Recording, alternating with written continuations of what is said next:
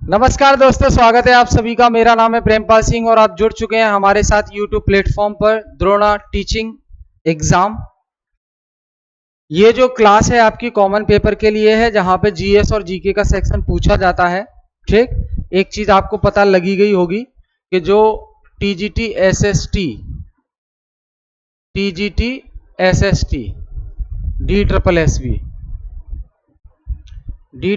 TGT SST की exam date आ गई है। एग्जाम डेट अनाउंस हो गई है। जो 2024 वाले एग्जाम पेंडिंग थे उनकी 1 नवंबर से एग्जाम शुरू हो रहे हैं। 1 नवंबर से, और शायद ये 12 नवंबर तक एग्जाम डेट चलेगी। इस पर डिटेल वीडियो आएगा, अभी देख लीजिएगा। ठीक है, तो एकदम कमर कस लीजिए आप। डीएसएसबी ने जो है वैकेंसी अनाउंस करना भी शुरू कर दिया है और एग्जाम करवाना भी शुरू कर दिया है। तो पहला क्वेश्चन है, who was the first acting president of India? Bharat के पहले एक्टिंग प्रेसिडेंट कौन थे? बीडी जट्टी, बीबी गिरी, जाकिर हुसैन और नीलम संजीवा रेड्डी। तो एक्टिंग प्रेसिडेंट जाकिर हुसैन। जाकिर हुसैन, आपको बताना है कि ये जाकिर हुसैन थे। जो जाकिर हुसैन हैं, ये किस स्टेट के रहने वाले थे? किस स्टेट से बिलोंग करते थे? जल्दी से बताएं, किस स्टेट से बिलोंग करते थे? ठीक है, आगे। Who was the first president to die in office? Office में जिनका निधन हो गया। राजेंद्र प्रसाद, जाकिर हुसैन। एक सेकंड। बीडी जट्टी। ठीक है, ठीक है, इसका ना बीडी जट्टी कर लीजिएगा आप। और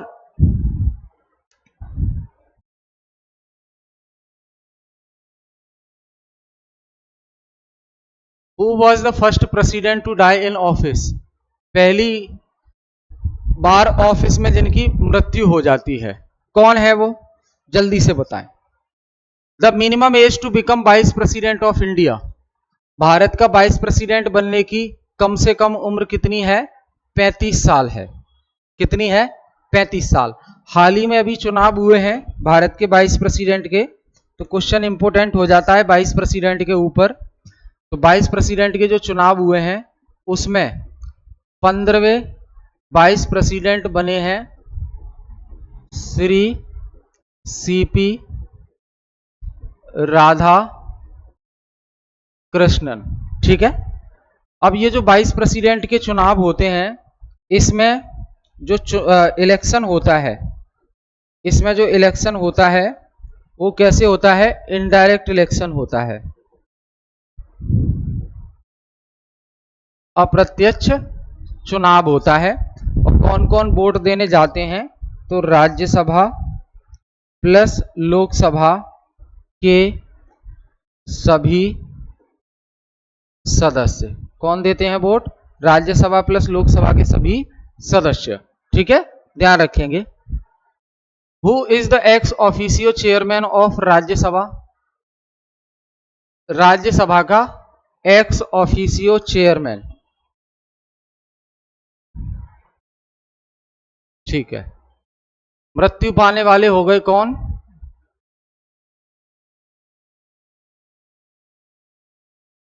जाकिर हुसैन और यहां पे बीडी जट्टी।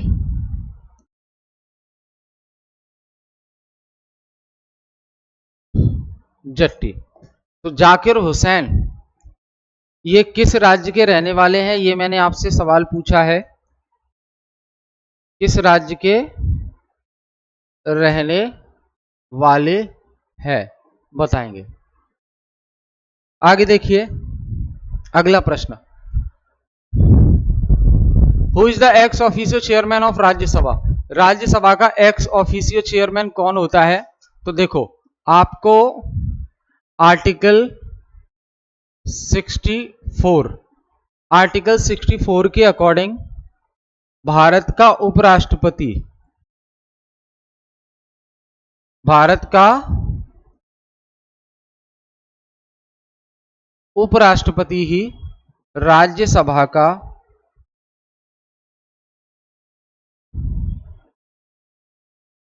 पदेन सभापति होता है।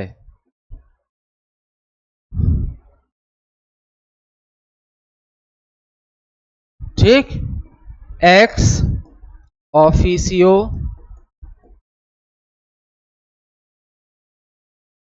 चेयरमैन। ठीक है, याद रहेगा, क्लियर है यहां तक?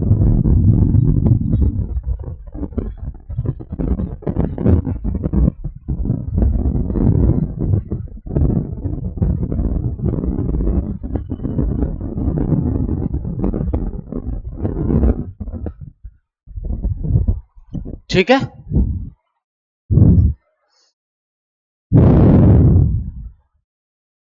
इसके अलावा ध्यान रखना आप, जब वाइस प्रेसिडेंट की चेयर खाली हो जाती है, यानी कि अभी हो गई थी, वाइस प्रेसिडेंट की चेयर खाली हो जाती है, तो जो जगदीप धनखड़ थे, इससे पहले जगदीप धनखड़, इन्होंने इस्तीफा दे दिया था अचानक। तो जब भारत के उपराष्ट्रपति इस्तीफा देते हैं, तो उपराष्ट्रपति तो कौन होते हैं? राज्यसभा के सभापति, राज्यसभा के सभापति होते हैं। तो जब उपराष्ट्रपति पद से इस्तीफा हो गया तो सभापति की कुर्सी खाली हो गई। ऐसे में राज्यसभा की कौन चलाएगा? तो उपसभापति चलाएंगे। राज्यसभा में एक उपसभापति भी होते हैं, वही चलाएंगे राज्यसभा को। भारत के किस राष्ट्रपति ने लगातार 2 कार्यकाल पूरे किए? भारत के किस राष्ट्रपति ने लगातार 2 कार्यकाल पूरे किए? तो डॉक्टर राजेंद्र प्रसाद 2 कार्यकाल पूरे किए। ठीक है, क्लियर है?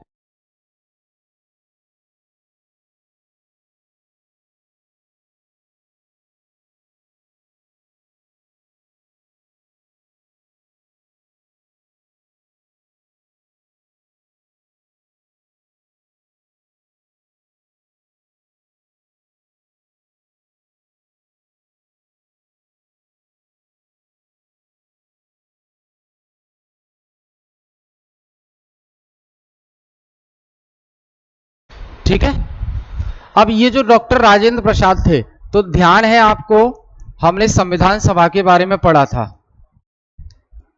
हमने संविधान सभा के बारे में पढ़ा था।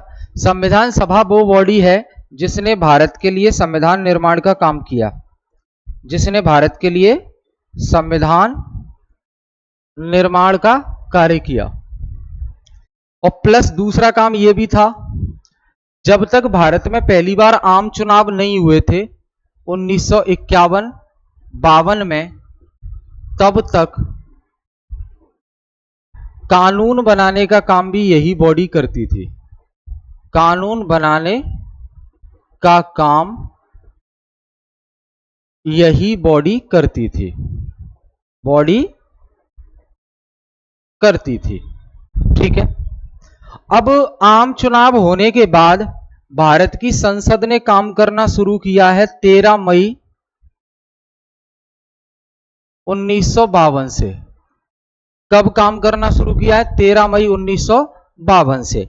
तो संविधान सभा ने संविधान निर्माण का काम पूरा कर लिया था 26 नवंबर 1949 और लागू हो गया संविधान 26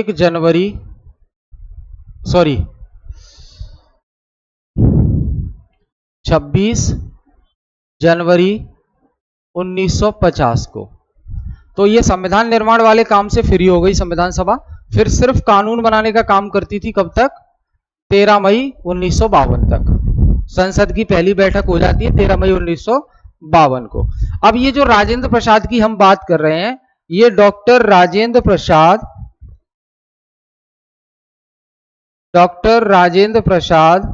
संविधान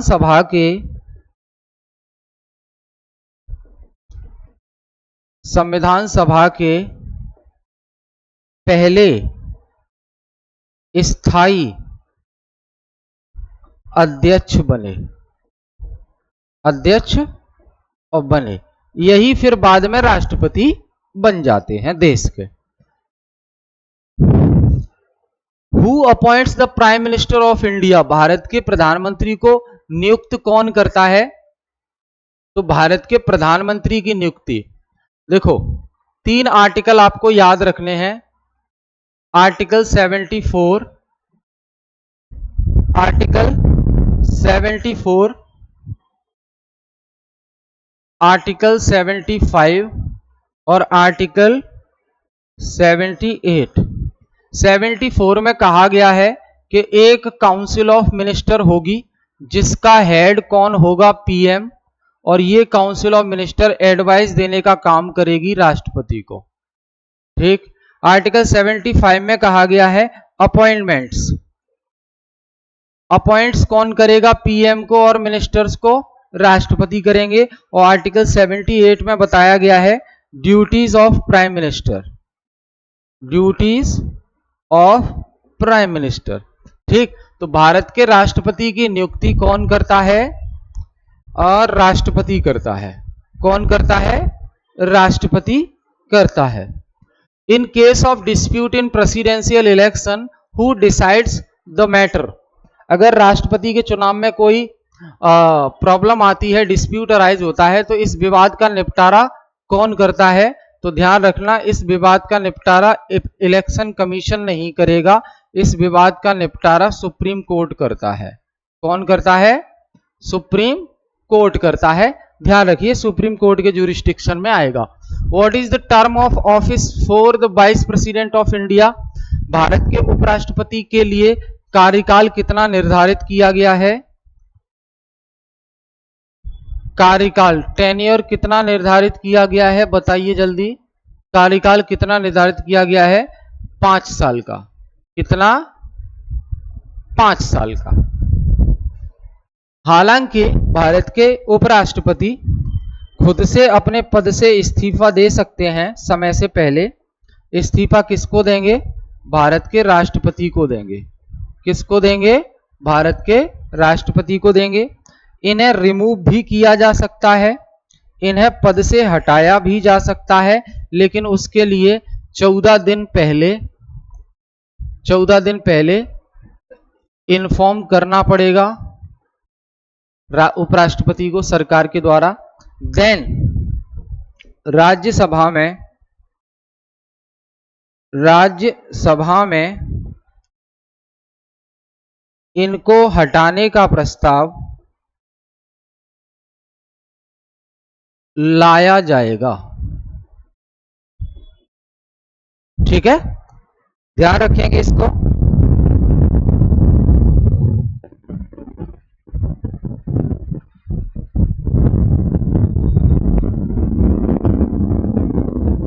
यहां तक कोई प्रॉब्लम? क्लियर है यहां तक? आगे देखिए, Which article deals with the impeachment of the president? राष्ट्रपति को पद से हटाने की प्रक्रिया को महाभियोग प्रक्रिया कहा जाता है।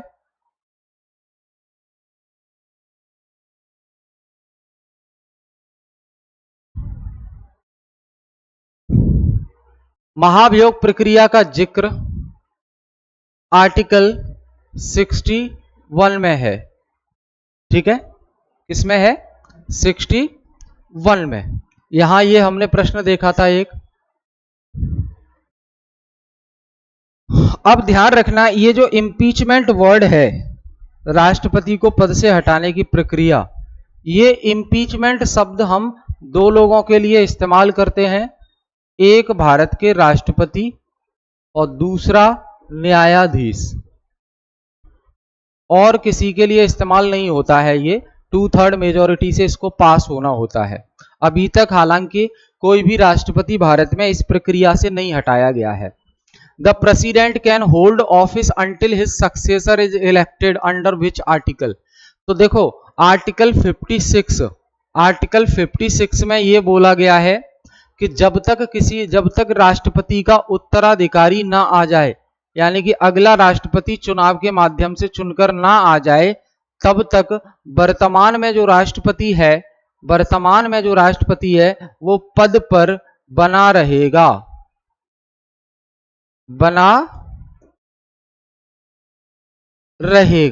तो आर्टिकल 56, पहले मुस्लिम राष्ट्रपति जाकिर हुसैन साहब ही हैं,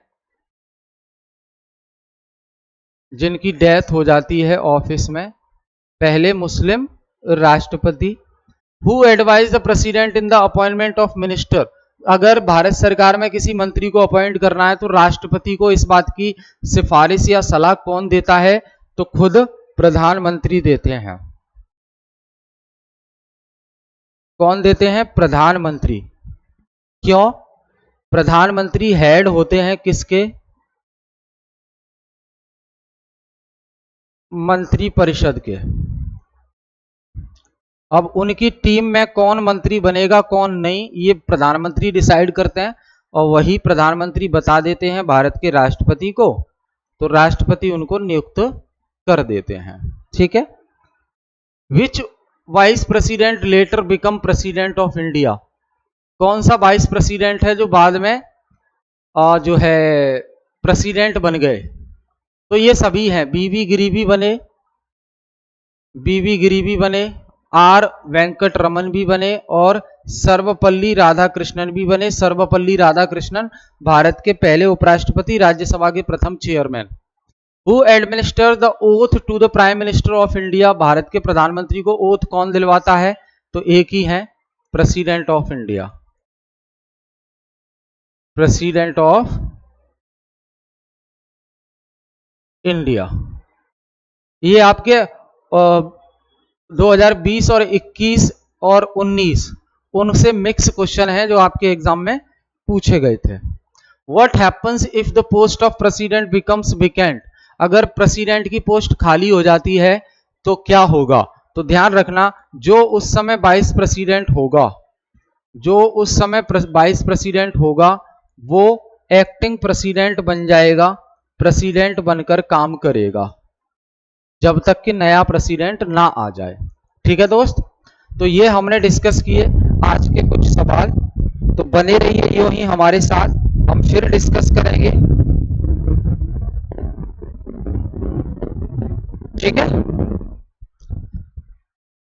क्लास रेगुलर है और डीएसएसबी को ध्यान में रख के की जा रही है, क्योंकि अब नोटिफिकेशन पे नोटिफिकेशन आए जा रहे हैं, नई वैकेंसी अनाउंस हो रही है डीएसएसबी में, पुराने जो पेंडिंग एग्जाम में वो कराए जा रहे हैं। तो आप अब अपनी तैयारी को एकदम रिदम में ले लीजिए, कमर कस लीजिए और अच्छे से एग्जाम दीजिए। कोई डाउट है कमेंट बॉक्स में कमेंट करके हमें बताइए, उन चीजों को हम क्लास में जरूर शामिल करेंगे। बहुत बहुत धन्यवाद।